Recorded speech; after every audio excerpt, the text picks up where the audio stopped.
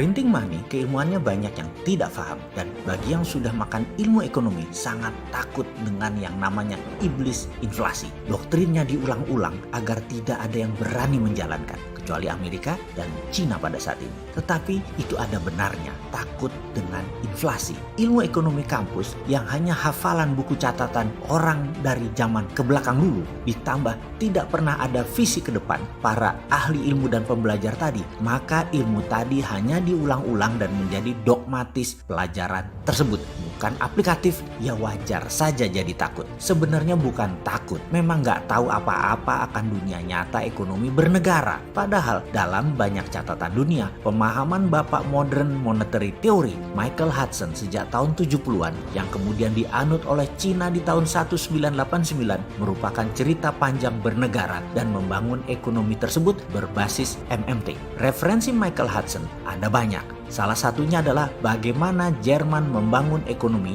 hanya kurang dari 15 tahun dari tahun 1919 yang merupakan beban berat Jerman kala itu yang kalah Perang Dunia Pertama, di mana Jerman bukan saja jadi miskin namun harus menanggung beban hutang biaya perang yang dibayarkan kepada negara-negara pemenang Perang Dunia Pertama. Waktu itu Jerman membangun industrinya dengan printing money, dan di tahun 1936 Jerman ekspansi. Jerman menjadi negara kuat. Jerman menjadi negara adidaya. Sisanya adalah sejarah. Churchill, pemimpin tertinggi Inggris tahun 40-an, juga FDR, Franklin Delano Roosevelt, memerintahkan JMK, seorang ekonom handal di ujung masa baktinya di bidang ekonomi, untuk menghitung biaya perang agar Amerika dan Inggris menang perang. Berapa biayanya dan apa saja yang harus dibangun. Dunia menyebut ilmu tersebut adalah war cost accounting, dan kemudian printing money dilakukan. Selepas Perang Dunia Kedua,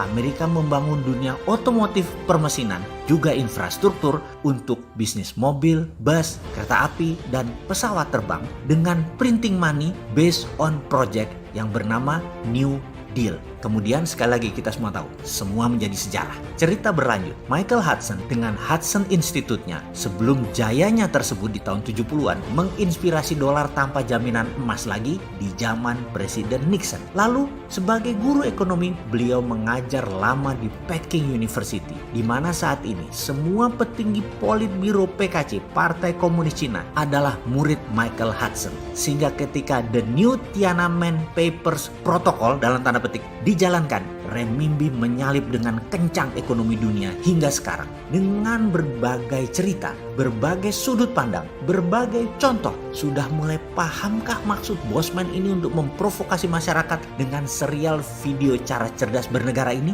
Walau sering para cebonger kebakaran jenggot, karena si Sontoloyo ini sering menyindir kalimat, terutama yang disindir adalah 4L. Tetapi jujur, tidak ada kebencian sedikit pun terhadap bangsa dan negara ini. Hanya saja kita ingin maju dengan cepat, berdaulat, sehingga semua ilmu yang bisa membuat Indonesia berdaulat sampai ratusan episode ini hanya menjadi jejak sejarah bahwa kaum Sontoloyo serius ingin menjadikan Indonesia terdepan, di depan, melewati Cina, melewati Amerika. Kita punya segalanya untuk menjadi terdepan. Capek saya kalau baca berita, hutang lagi, kelihatan banget bukan ahlinya kelola negara. Karena terjadi pengulangan. Mana visinya yang membuat Indonesia memimpin dengan visi out of the box-nya? Sekali lagi, karena kita punya apa yang mereka tidak punya. Karena itu kita bisa menjadi yang terdepan. Hanya mental keberanian dan knowledge saja yang perlu ditambahin. Pasti Indonesia berjaya. Saya nggak sabar nunggu 4 tahun lagi. Karena peristiwa saat ini, risetnya global ekonomi ala corona ini disebabkan oleh corona ini. Ini adalah moment of greatness-nya Indonesia.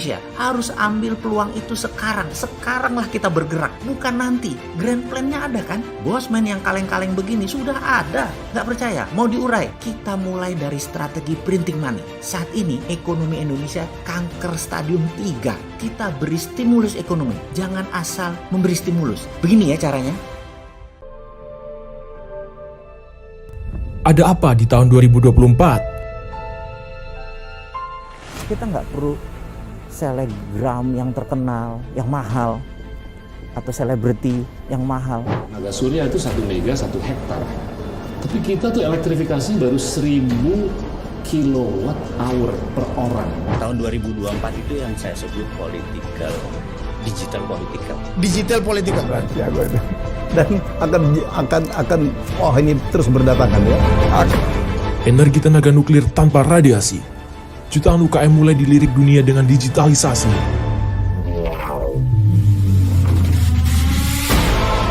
Wisata jadi primadona dan bangun wisata virtual 3D berbasis metaversion. Kegilaan apa lagi yang akan hadir di tahun 2024 oleh 4 orang hebat ini?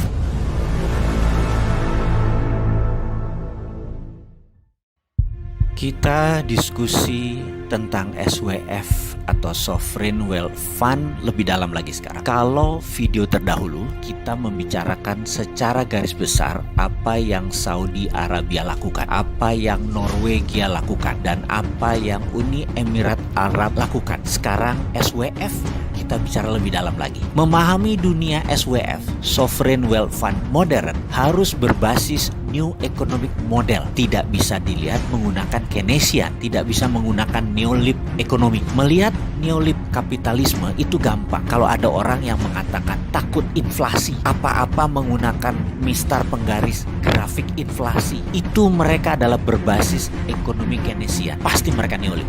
New Economic Model bisa nggak ada inflasi walau duitnya dicetak dari tin air, dari angin. Contoh sederhana, kalau kita cetak uang 100.000 dari angin, lalu kita kasih ke mbok-mbok di pasar, uang tersebut dia beli 10 kilo jagung misalnya.